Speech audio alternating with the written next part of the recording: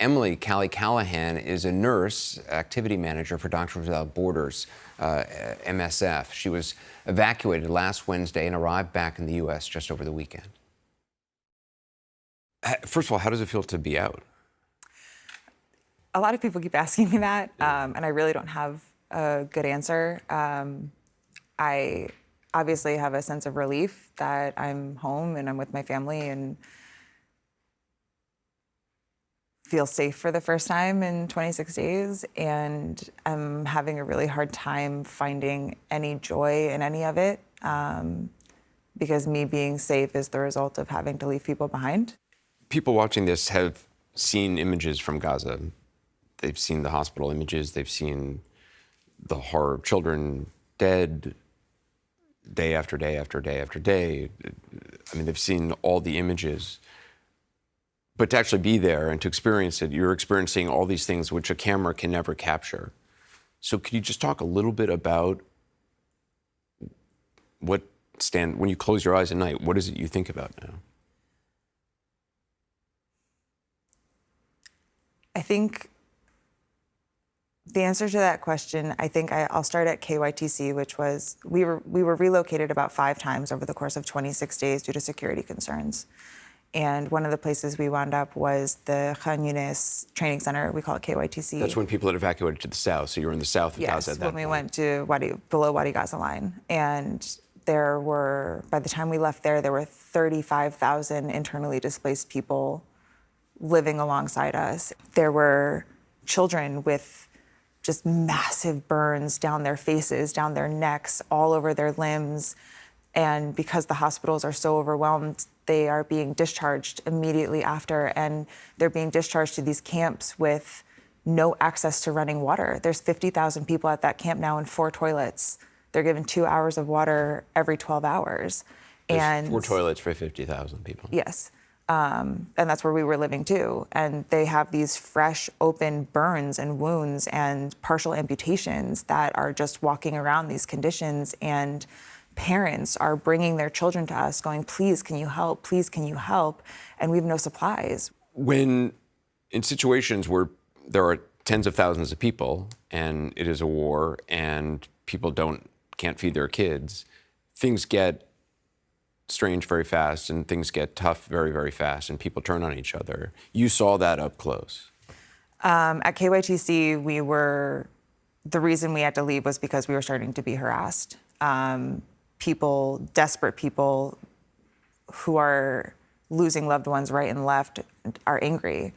And they would point at me and scream American walking past. And at that point, we had no idea what was coming in the next few days. And they would yell things in Hebrew to see if we were Israeli. They accused our national staff of either being traitors or said, you're pretending to be Arab. We know that you're just pretending to be Arab.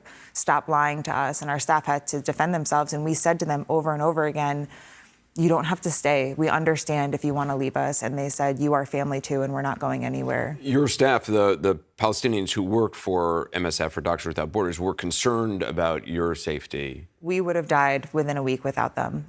They are the only reason we are alive. It's incredible that this took so long to get Americans, sick people, start to move through that Rafah border crossing. It's inexplicable. And we were desperate. We did a calorie count at one point based on our supplies and figured out that if all of us, there's 50 people with us living in a parking lot now, only ate 700 calories a day. If that's all we had 2 days of food left, and that's it. And our national staff took off. We had no cell service at that point, so we had no idea what had happened to them. There's bombs going off all around us because there's no safe place in Gaza. Even getting through that Rafah border crossing, what was that like? They didn't leave our side for a second. The national staff? The national because staff. Because they feared for your safety, even at the border crossing. They made sure they were standing between us and desperate people. They made sure that they were talking to every official that they could find, trying to push us through, trying to get us on the bus, trying to get us out. And we're standing there and we're watching these incredible men who have sacrificed everything for us, who have sacrificed time with their families, their own physical safety, their own water supply they were giving to us. And we're watching them fight to get us across the border, knowing that we were not bringing them with us. and they didn't waver. Ibrahim was right in the front with our passports, fighting so hard to get us on, and we get to Arish that night and find out his parents are dead. They were losing family members and friends. You said if it wasn't for your national staff, you think you would have been killed by people who were just desperate. We either would have starved to death or run out of water. They were the ones that negotiated all of that.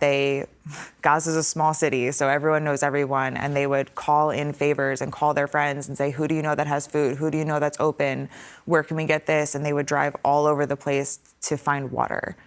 And when we ran out of bottled water in Gaza, they were the ones that were able to figure out that the water truck was coming here at these times, and oh, I know this guy has a grocery store and they still have power sometimes. I think I can probably get something from them. Like when I say we would have starved to death without them, I'm not exaggerating. And in the moments of absolute desperation of civilians, they were steadfast and calm and just talked to them and said, these people are also in the same boat that you are. They have no supplies. They also have no food and water. They are also sleeping outside on the concrete, and did it in such a beautiful way that they were able to talk them down with love and kindness. There was no violence in their heart, and it calmed everyone around them down as well.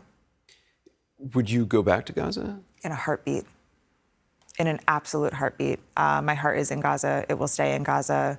The Palestinian people that I worked with, both our national staff in the office as well as my staff at Indonesia Hospital, were some of the most incredible people I've ever met in my life. When everything went off and we got the notice to move south of Wadi Gaza, I was texting my nurses at Indonesia Hospital, and I said, we lost a nurse weekend one. He was killed when the ambulance outside the hospital was blown up. And I was texting them when we got the evacuation orders, and I said, did any of you move south? Did any of you get out? Like, are any of you coming down this way? And the only answer I got was, this is our community, this is our family, these are our friends.